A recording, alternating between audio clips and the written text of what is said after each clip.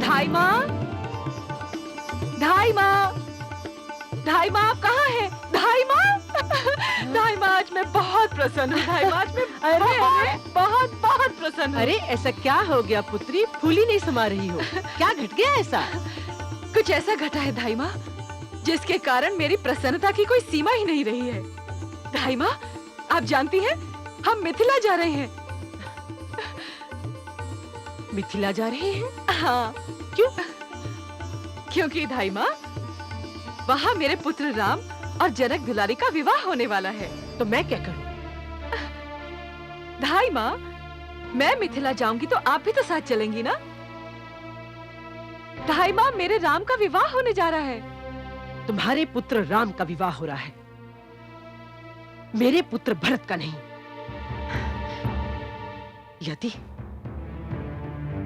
यदि मेरे भरत का विवाह होता तो मैं नाचती गाती हुई जाती। राम के विवाह से मेरा क्या लेना देना? धाई माँ, क्योंकि आज मैं बहुत प्रसन्न हूँ, इसलिए आपकी अशिष्टता को क्षमा कर रही हूँ। आप नहीं जाना चाहती हैं तो मत जाइए, मैं अवश्य जाऊंगी।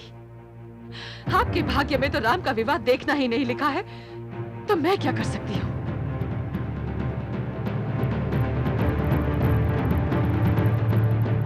मेरे भाग्य में क्या लिखा है ये तो मैं नहीं जानती, किंतु तेरे भाग्य में क्या लिखा है ये मैं भली भांति जानती हूं। राम विवाह का परिणाम तो तू देखेगी।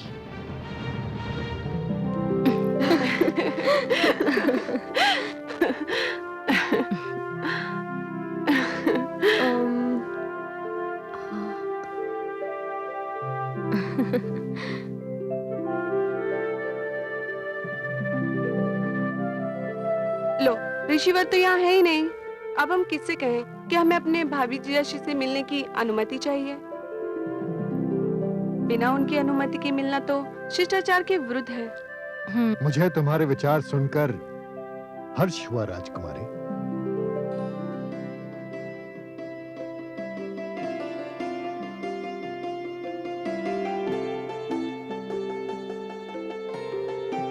आयुष्मती बहा। किंतु तुम राम से क्यों मिलना चाहती हो? हम उन्हें अपनी बहन के विषय में बताना चाहते हैं गुरुदेव। राजकुमारी सीता के विषय में? जी ऋषिवर, हमारी बहन बहुत उदार स्वभाव की है। दीदी से बिछड़ने का समय निकट आ रहा है। हम श्री राम से मिलकर उनसे दीदी के विषय में बात करना चाह रही थी। दीदी स्वयं अपने विषय में किसी को कुछ नहीं बताती। तब तो तुम्हारी दीदी को भाग्य एक आदर्श पति प्रदान करने जा रहा है, क्योंकि राम में एक विशेष गुण है, वो बिना कहे ही सबके मन की बात जान लेता है। परंतु एक बात हम आपसे भी जानना चाहते हैं गुरुदेव। अवश्य। कन्या ही को अपना परिवार क्यों छोड़ना पड़ता है?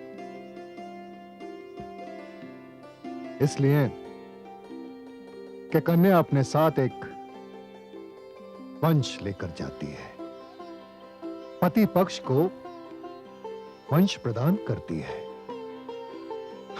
एक नव संसार बसाती है कन्या।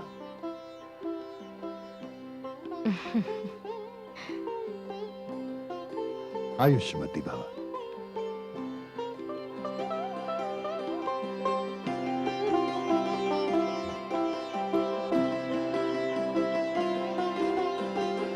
जनक की सारी पुत्रियां रूप, गुण, शील में श्रेष्ठ हैं।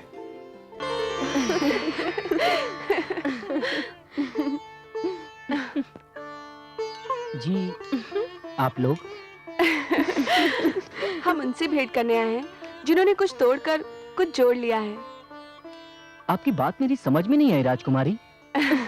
आश्चर्य है, इतनी साधारण सी बात आपकी समझ में नहीं आई राजकुमार? आपके भ्राताश्री ने शिव धनुष तोड़कर हमारी दीदी से नाता जोड़ लिया है। हम उन्हीं के दर्शन के लिए आई हैं। तब तो आप लोगों को रोकने का मेरा कोई अधिकार ही नहीं है। आप लोग भीतर जा सकते हैं। जाइए।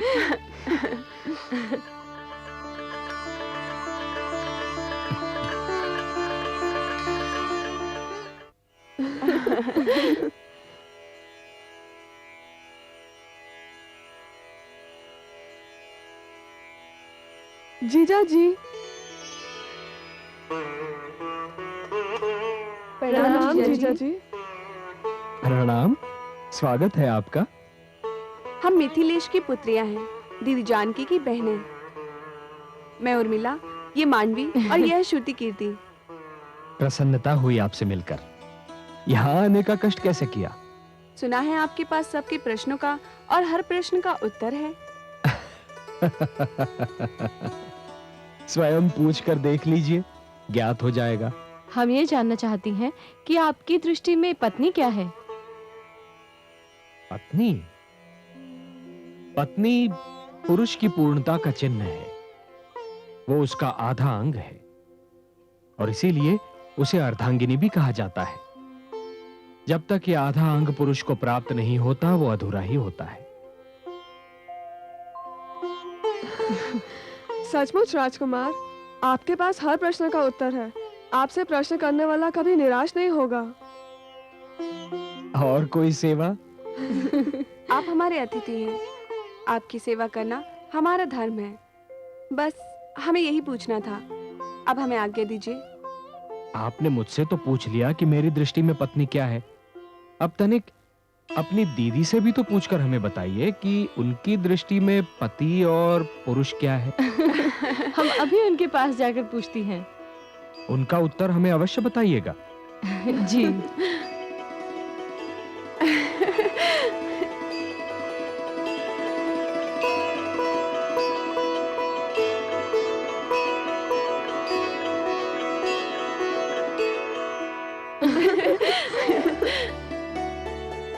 तुम्हें उनके पास इस तरह नहीं जाना चाहिए था।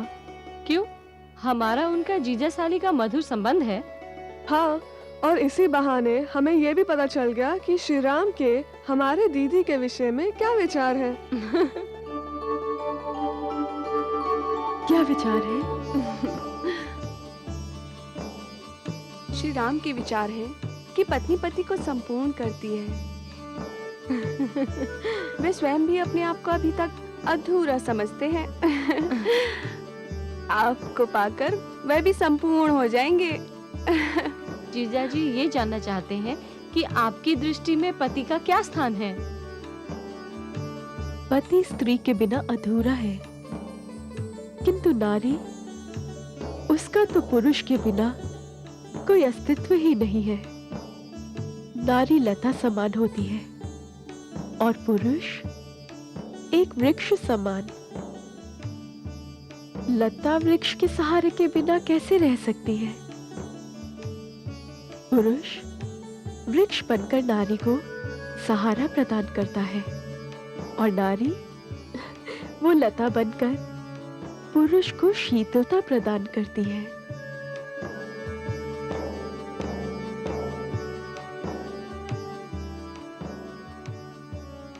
दीदी, ऐसा लगता है जैसे आप दोनों ने एक दूसरे के लिए ही जन्म लिया है। दोनों के विचारों में इतनी समानता है, क्या आश्चर्य होता है। समझ नहीं आ रहा है कि आप जैसी बहन से बिछड़कर हम कैसे रह पाएंगी। हाँ दीदी,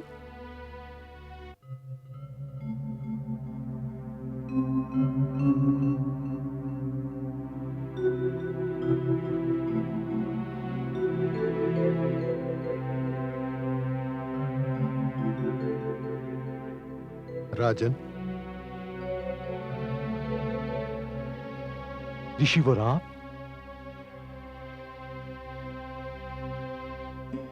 आयुष्मान भव। मुझे आदेश दिया होता ऋषि श्रेष्ठ।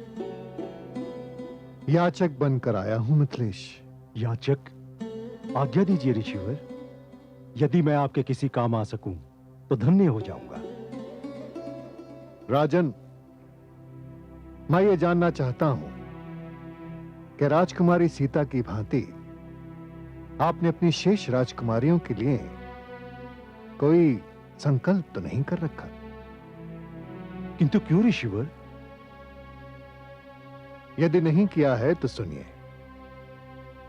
मेरे शिष्य राम की 3 परछाइयां हैं।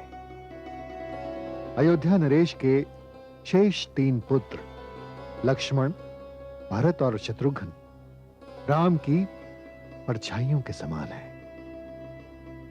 मैंने आपकी शेष 3 राजकुमारियों को देखा है। वो सब गुणवंती, सुंदर और सुशील हैं। यदि आपकी अनुमति हो तो मैं महाराज दशरथ को लक्ष्मण के लिए उर्मिला, भरत के लिए मांडवी और शत्रुघ्न के लिए श्रुति कीर्ति का हाथ मांगने का परामर्श दूं? आपने एक वाक्य से मेरे जीवन की सारी चिंताओं को हर लिया। ऋषि श्रेष्ठ, विश्वास करें, सीता के स्वयंवर ने मुझे जीवन की सबसे महान प्रसन्नता प्रदान की। किंतु उसी के साथ मैं चिंतित भी था। चिंतित इसलिए था कि मेरी सीता को योग्य वर ही नहीं, सर्वश्रेष्ठ वर मिल गया। किंतु मेरी शेष राजकुमारियों को योग्य वर मिल सकेंगे?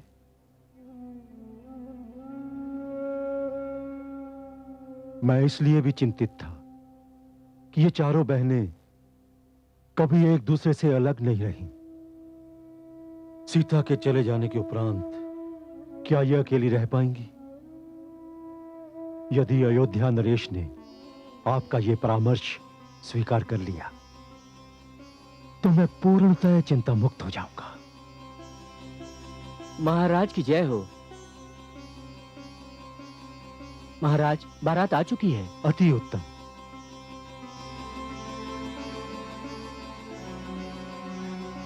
राजन, आप निश्चिंत रहें।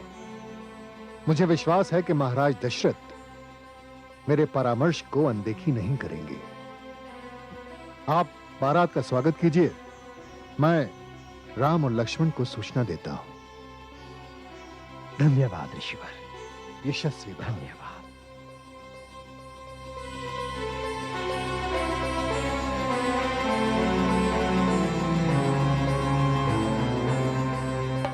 अयोध्या नरेश महाराज दशरथ की जय। अयोध्या नरेश महाराज दशरथ की जय। अयोध्या नरेश महाराज दशरथ की जय। अयोध्या नरेश महाराज दशरथ की जय। अयोध्या नरेश महाराज दशरथ की जय। अयोध्या नरेश महाराज दशरथ की जय। अयोध्या नरेश महाराज दशरथ की जय। अयोध्या नरेश महाराज दशरथ की जय। अयोध्या नरेश महाराज दशरथ की जय। अयोध्या नरेश महाराज दशरथ की जय।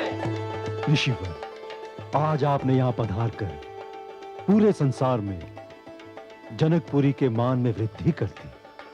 यशस्वी भव, आयुष्मान भव। महाराज,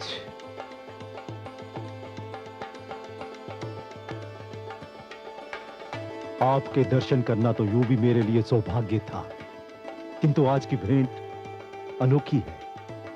पहली ही भेंट में हम संबंधी बनने जा रहे हैं।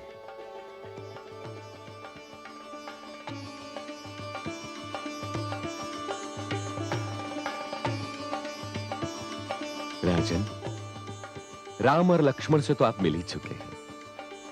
ये मेरे शेष 2 पुत्र भरत और शत्रुघ्न हैं। आयुष्मान भव।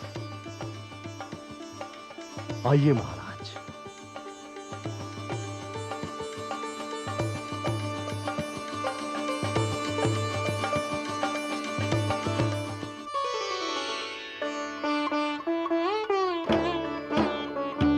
यशस्वी भव।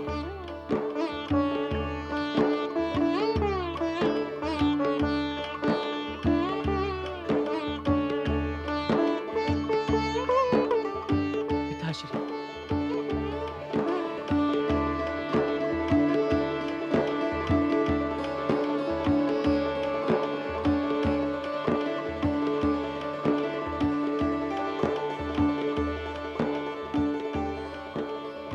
आयुष्मान भव। आपका धन्यवाद मैं किन शब्दों में प्रकट करूं। आपने मेरे पुत्रों के साथ पुत्रवधू भी मुझे दी। राजन, मैं आपको एक पुत्रवधू नहीं 4 पुत्रवधुएं दे रहा हूं। आपकी अनुमति के बिना मैंने मिथिलेश से आपके शेष 3 राजकुमारों के लिए उनकी 3 राजकुमारियां मांग ली हैं। आप उन्हें स्वीकार करेंगे? आप गुरु हैं, आपका अधिकार मुझसे बहुत अधिक है ब्रह्मर्षि। आपको मुझसे अनुमति लेने की क्या आवश्यकता है? आपने तो मुझे हर्ष के सागर में डुबो दिया है ब्रह्मर्षि। ये मेरा सौभाग्य है कि मैं एक पुत्रवधू लेने आया था और 4 पुत्रवधुएं लेकर जा रहा हूं ब्रह्मर्षि। महारानियां सुनेंगी तो उनके हर्ष का ठिकाना नहीं रहेगा। ऋषिवर, आपका बहुत बहुत धन्यवाद, बहुत बहुत धन्यवाद। तो फिर आप एक नहीं 4 विवाहों की व्यवस्था कीजिए।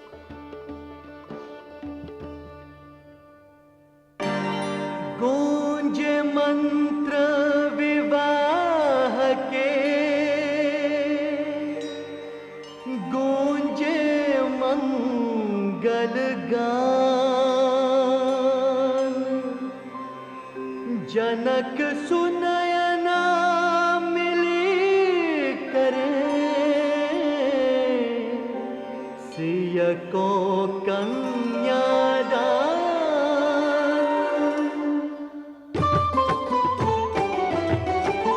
भावर डारत राम अरु सीता, धन धन कहत समाज पुनीता। राम सिया सिर सिंदूर डारे, ऋषि मुनि मंगल मंत्र उचारे, ऋषि मुनि मंगल मंत्र उचारे। भय विधि राम सिया की जय से, विधि भय सकल कुंवर की तई से। जनक सुनयना धन न्योछारे, सखी समाज आरती उतारे, सखी समाज आरती उतारे।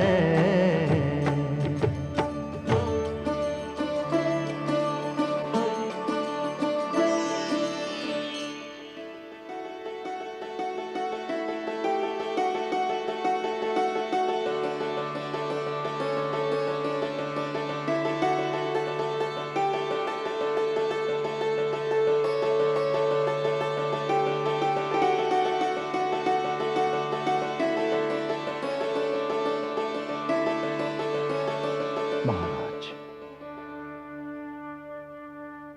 अज्ञानता में मेरी पुत्रियों से कोई भूल हो जाए तो उन्हें क्षमा कर दीजिएगा। राजन, मैं जनकपुर से 4 पुत्रवधुएं नहीं 4 पुत्रियां लेकर जा रहा हूं। बाबुल का घर छोड़ कर चल पिया के देश, सबकी है शुभ कामना, मंगल करे गणेश। छूटे आंगन देहरी, छूटा गए परिवार, स्वागत को तैयार एक नया संसार, एक नया संसार।